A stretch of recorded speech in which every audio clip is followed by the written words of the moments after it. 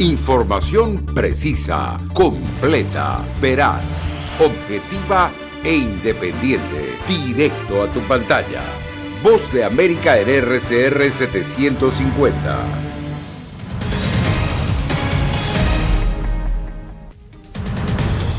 Apertura de frontera terrestre de Estados Unidos revive comercio y reunifica familias separadas por la pandemia. Por situaciones muy difíciles en mi vida que de verdad me hacía mucha falta mi mamá. Los viajeros internacionales vacunados también recibieron luz verde para entrar al país tras meses de restricciones. Además, elecciones en Nicaragua transcurrieron sin sorpresas, pero crean incertidumbre sobre el futuro del país. Y compras navideñas contra reloj. Le explicamos por qué este año podría tener que adelantarlas.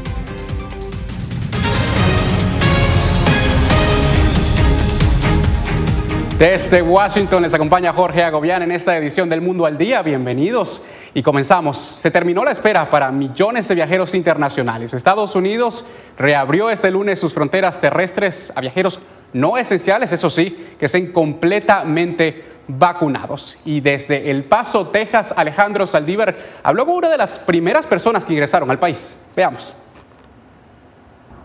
La frontera terrestre con México reabrió completamente para extranjeros vacunados y las familias han vuelto a encontrarse. Las nuevas medidas para la reapertura de la frontera de casi 3,000 kilómetros de extensión entre México y Estados Unidos entraron en efecto este lunes a partir de las 12 de la medianoche con 1 minuto, tiempo de la zona este del país.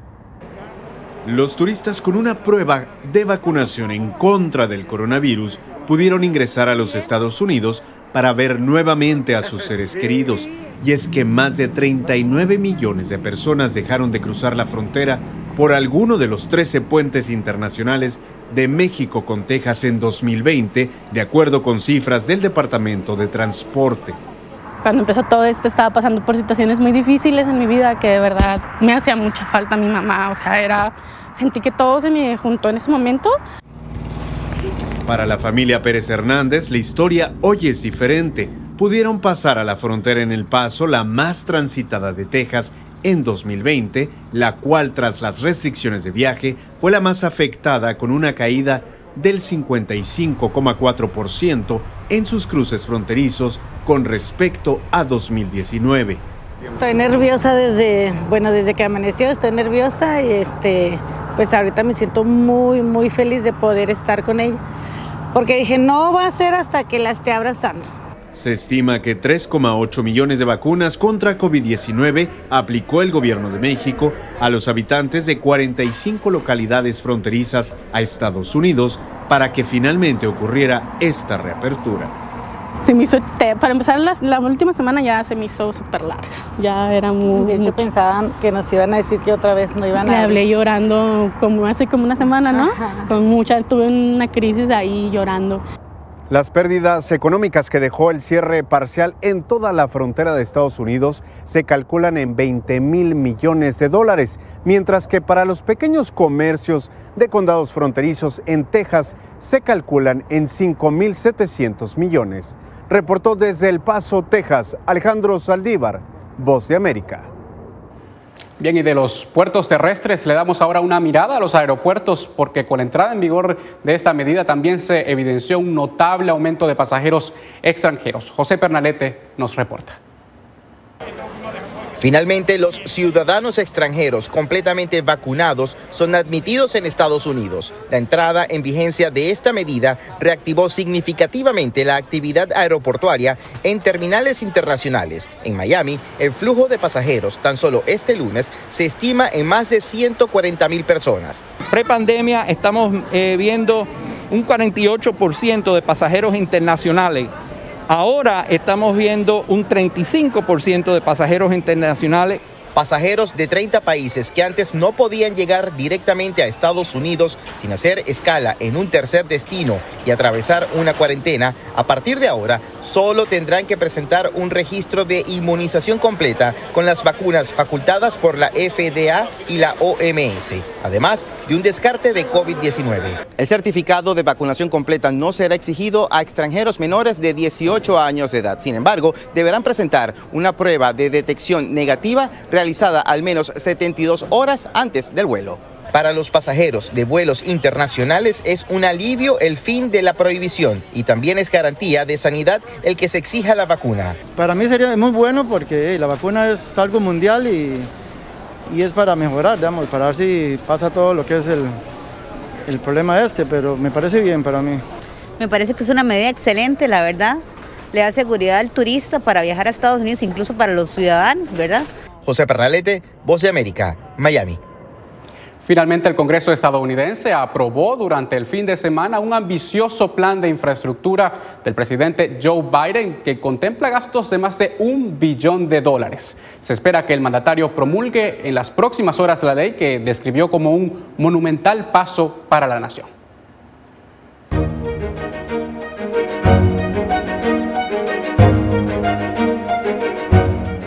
Con el 97% de los votos escrutados, Daniel Ortega consiguió un nuevo mandato en unas elecciones marcadas por las críticas internas y externas. Vamos en vivo en esta cobertura hasta Managua. Allí se encuentra nuestro corresponsal Donaldo Hernández. ¿Qué tal, Donaldo?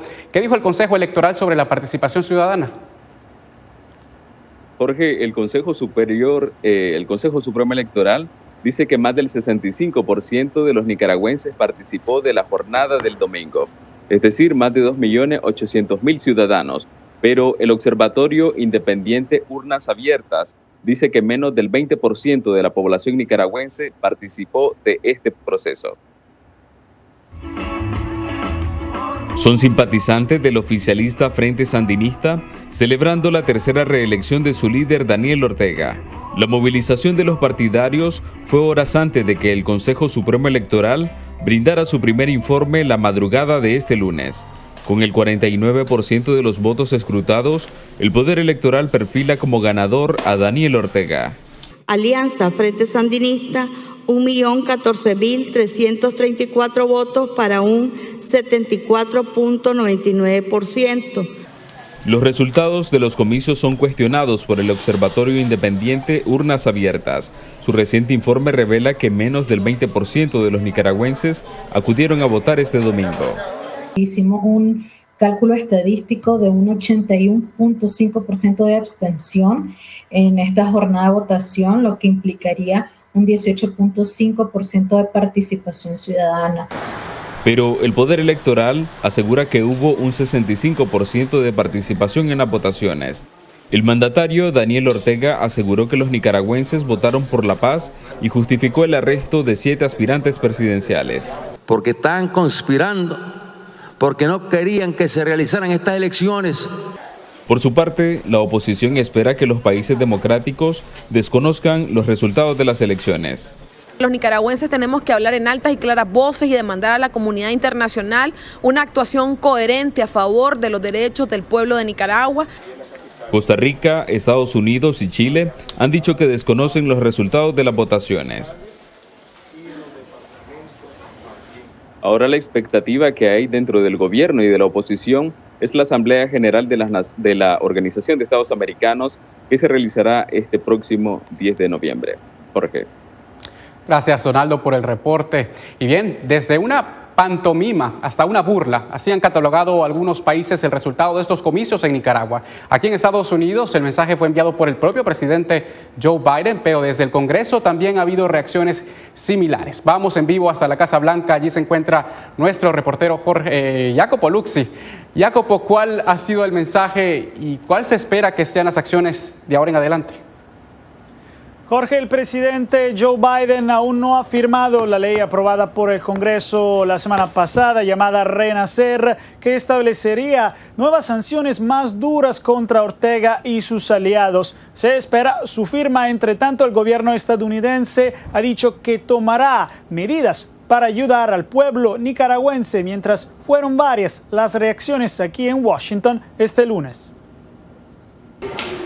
Las elecciones en Nicaragua y el triunfo previsto del presidente Daniel Ortega fue una pantomima orquestada, según el presidente Joe Biden. En un comunicado, el mandatario estadounidense dijo que estas elecciones no fueron ni libres ni democráticas, sin la presencia de reales candidatos opositores, tanto que ahora este resultado convierte a Ortega y su familia en autócratas. Estados Unidos apoya el derecho inalienable a la autodeterminación democrática del pueblo nicaragüense y de cualquier otro país del hemisferio donde la soberanía popular se vea comprometida por la erosión de las normas democráticas, la asfixia del espacio cívico o las violaciones de derechos fundamentales. Del mismo tono fueron las palabras del Departamento de Estado, donde el secretario Blinken afirmó en un comunicado que si bien Ortega y su esposa Murillo pueden permanecer atrincherados en el poder, la elección antidemocrática de Nicaragua no les proporciona ni puede proporcionarles ningún mandato democrático para gobernar, y por eso Estados Unidos tomará acciones. Continuaremos utilizando la diplomacia, acciones coordinadas con aliados y socios regionales, sanciones y restricciones de visas según corresponda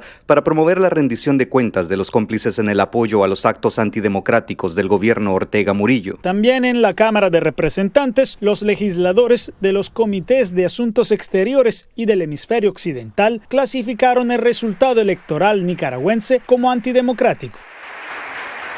Al mismo tiempo, el gobierno de Rusia defendió el proceso electoral en Nicaragua, afirmando que fue legítimo, regular y con amplia participación popular. Su resultado, dijo Rusia, debería ser respetado por los otros países y criticó a Estados Unidos por sus ataques contra Ortega y su victoria.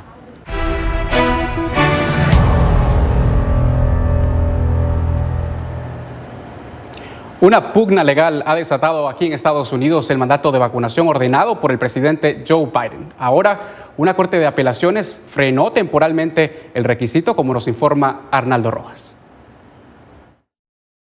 La posible solicitud de la farmacéutica Pfizer para que la Administración de Alimentos y Medicamentos de Estados Unidos, FDA, autorice una dosis de refuerzo de su vacuna contra el COVID-19 para mayores de 18 años, se produce cuando funcionarios federales de salud han alertado sobre su preocupación por la disminución de la inmunidad en los ya vacunados a medida que el país se adentra en los meses de invierno. El diario The Washington Post hizo público el plan de Pfizer, añadiendo que la autorización pudiera darse esta misma semana. En contraste, la Corte de Apelaciones del Quinto Circuito de los Estados Unidos detuvo temporalmente el requisito de vacunas impuesto por el gobierno Biden a toda compañía de más de 100 empleados. 12 estados, así como varias empresas y grupos religiosos, demandaron al gobierno federal pidiendo la anulación de este requisito que entraría en vigor el 4 de enero. La Casa Blanca argumenta que el gobierno tiene la autoridad legal para establecer el requisito. El Departamento de Trabajo tiene la responsabilidad de mantener a los trabajadores seguros y la autoridad legal para hacerlo. El fallo provisional de la Corte señala que las peticiones para frenar el requisito de vacunas dan motivos para creer que existen graves problemas estatutarios y constitucionales con el mandato. Entre tanto, este lunes entró en vigor en Los Ángeles el requisito de vacunas para quienes visiten centros comerciales, cines, gimnasios y salones de belleza, entre otros establecimientos. Yo estoy bien con eso. Yo estoy en contra. La nueva regla impone multas a los violadores de hasta $5,000. Arnaldo Rojas, Voz de América. Bien, y precisamente en Los Ángeles, 2 cuerpos policiales reciben de manera opuesta el mandato de vacunas contra COVID-19 y la disidencia que ha surgido entre sus filas. Verónica Villafañe tiene los detalles. El alguacil Alex Villanueva se rehúsa a hacer cumplir el mandato de vacunas contra COVID-19. En una conferencia de prensa, advirtió que exigir vacunas a miembros de su departamento podría resultar en un éxodo masivo de personal. No voy a exigir porque voy a perder demasiados de mis alguaciles y va a ser un costo significativo para la seguridad pública. Mostrando gráficas, Villanueva indicó que ha visto un aumento de casi un 20% en jubilaciones. Ese aumento es porque no se quieren vacunar. Según sus datos, casi el 52% de sus empleados están completamente vacunados y aproximadamente 4.200 personas podrían ser despedidas si no cumplen con la orden de vacunación. Michael Moore, jefe de policía de la ciudad de Los Ángeles, está de acuerdo con las reglas de vacunación y su postura se refleja en las cifras. Más del 73% de su personal recibió las 2 dosis. Se les enviará una notificación a quienes aún no hayan cumplido. Les daremos 48 horas para dar a conocer su estado de vacunación y firmaremos un acuerdo para que se sometan a pruebas 2 veces por semana. Los policías renuentes tendrán que asumir el costo de los $65 por cada prueba. Tienen hasta el 18 de diciembre para cumplir o ser despedidos. El jefe de policía de Los Ángeles dijo que desde el inicio de la pandemia más de 3.000 de sus agentes se han enfermado por COVID-19 y afirma que se debe hacer cumplir el mandato de vacunación para evitar más infecciones y también proteger la salud pública. Verónica Villafañe, Voz de América, Los Ángeles. Cambiando de tema, el secretario de Estado de Estados Unidos se comprometió a investigar a fondo el denominado síndrome de La Habana, que ha afectado personal de inteligencia y diplomáticos estadounidenses alrededor del mundo. Alonso Castillo tiene el reporte. El anuncio del secretario de Estado Antony Blinken tiene como objetivo aprovechar toda la capacidad de la comunidad de inteligencia para comprender el síndrome de La Habana, para proteger a diplomáticos y funcionarios del síndrome que, según expertos, incapacita desde cuestiones neurológicas, oculares, cognitivas e incidentes de salud anómalos. Estos incidentes han dejado a nuestros colegas con un daño profundo. Han experimentado graves consecuencias físicas, incluidos dolores de cabeza persistentes y pérdida auditiva. También han experimentado daños psicológicos, incluidos trauma, ansiedad y depresión. Mark Polimeropoulos, un exoficial condecorado de la CIA y con 26 años de carrera, estaba en una misión en Moscú cuando, según le dijo a La Voz de América, su vida cambió para siempre. Experimenté el síndrome de La Habana, me desperté en la mitad de la noche, tenía un vértigo increíble, me zumbaba en los oídos y comenzó un viaje médico que sigo hasta hoy. Creemos que es un arma de energía dirigida. Blinken subrayó que están enfocados en llegar al fondo de qué y quién está causando estos incidentes, por lo que nombró a Jonathan Moore y a la embajadora Margaret Ulliara para evaluar exhaustivamente una variedad de posibles causas de estos incidentes. Su servicio a menudo conlleva riesgos, tanto para nuestros funcionarios del servicio civil y extranjero como, en ocasiones, también para los seres queridos que los acompañan a sus puestos en todo el mundo. Alonso Castillo, Voz de América. Al menos 3 demandas han sido presentadas contra el rapero Travis Scott y los organizadores de un festival en Houston que terminó la noche del viernes en una estampida que dejó al menos 8 personas muertas y varios heridos. Las edades de las víctimas van desde los 14 hasta los 27 años.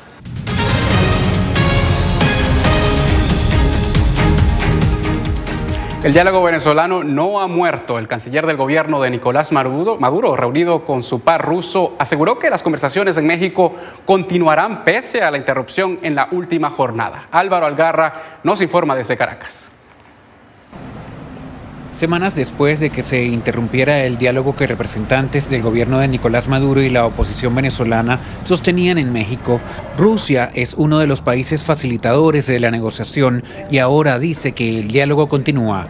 El canciller ruso Sergei Lavrov destacó que su país apoya los esfuerzos para promover un diálogo nacional en Venezuela, que en su opinión actualmente prosiguen un camino positivo. Y obviamente nos interesa que estas negociaciones sean exitosas. El canciller venezolano se refirió de manera positiva al diálogo. Van muy bien, avanzan, son lideradas por la parte venezolana por el presidente de la Asamblea Nacional, el doctor Jorge Rodríguez, y han celebrado ya 3 encuentros de mucha trascendencia. El dirigente opositor Rafael Veloz, por su parte, expresó a La Voz de América que el gobierno de Nicolás Maduro necesita de la participación de Rusia para buscar una solución al conflicto interno que persiste en el país. Nicolás Maduro nunca va a garantizarle a Rusia el pago de ese dinero. La salvación de Rusia y la salvación de los venezolanos en el mundo es que podamos nosotros abrir las puertas de la democracia con la negociación. El canciller ruso agregó que enviará a sus observadores electorales para las votaciones municipales y regionales que se celebrarán en Venezuela el próximo 21 de noviembre. Álvaro Algarra, Voz América, Caracas. En Bolivia, sus habitantes perciben un marcado incremento de la inseguridad y la criminalidad. Fabiola Chambi nos reporta. Retornar a sus casas, vender en sus negocios o caminar libremente son actividades que muchos ciudadanos ya no pueden realizar de manera segura en varias regiones de Bolivia, porque los delitos callejeros y la violencia se han incrementado de manera alarmante en los últimos meses. Así lo refleja la prensa y testimonios de vecinos que han sido víctimas de la delincuencia sin importar que sea de día o noche. sobre todo en Cochabamba, centro de Bolivia. En las noches, a partir de las 10 de la noche, esta zona realmente alguien lo ha catalogado de terror, porque no se puede transitar. Y eso es hasta en la mañana. Y ustedes ven, estamos cerca de la terminal y los turistas empiezan a llegar. El gobierno boliviano dispuso el plan Recuperando la Patria, con el objetivo de disminuir el índice de inseguridad ciudadana, desplazando más de 12.000 efectivos policiales en todo el país. Es una zona donde pululan gente de mal vivir, por darle un nombre. Son personas en situación de calle, personas que consumen drogas. Vecinos denuncian que los delitos se cometen cada vez con más violencia. Por eso, muchos de estos lugares han sido denominados como zonas rojas por el alto nivel de inseguridad. El problema son los robos, los asaltos, lo que todos los días ocurre, ¿no? Y especialmente en esta calle. Según la encuesta mundial de valores, el 17% de la población en Bolivia afirma haber sido víctima de algún delito por encima del porcentaje en Colombia y Brasil. El consumo de alcohol en la calle y los hechos de robo representan las dos principales causas de inseguridad. Fabiola Chambi, Voz de América, Bolivia.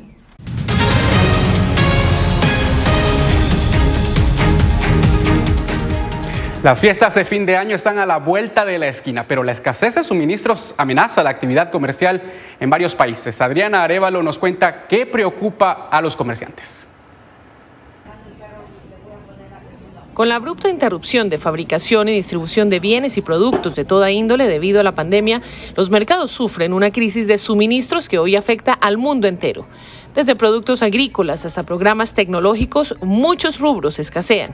Los comerciantes se preparan para una temporada de fin de año complicada. Nosotros vemos que la gente va a comprar menos, ¿verdad? Si iba a ser, en algunas ocasiones se usa que tienen pavo, que tienen la pierna de puerco. Quizás ahora pues, van a tomar la determinación por tener nomás una sola carne, ¿verdad?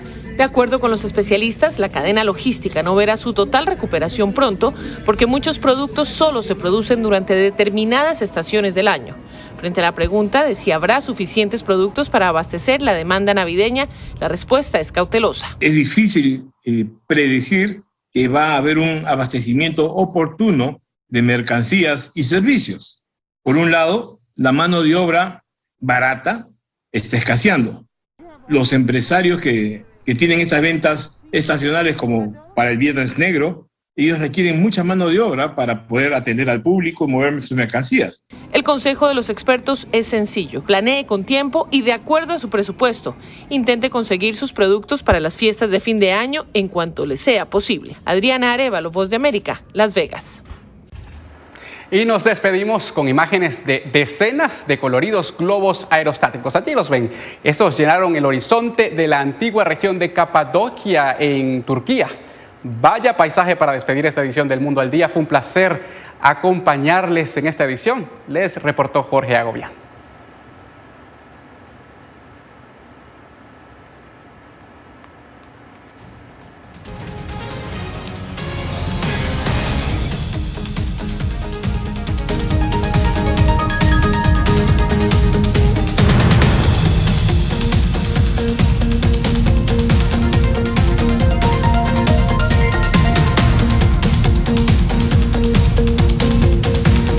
Radio Caracas Radio presentó Voz de América.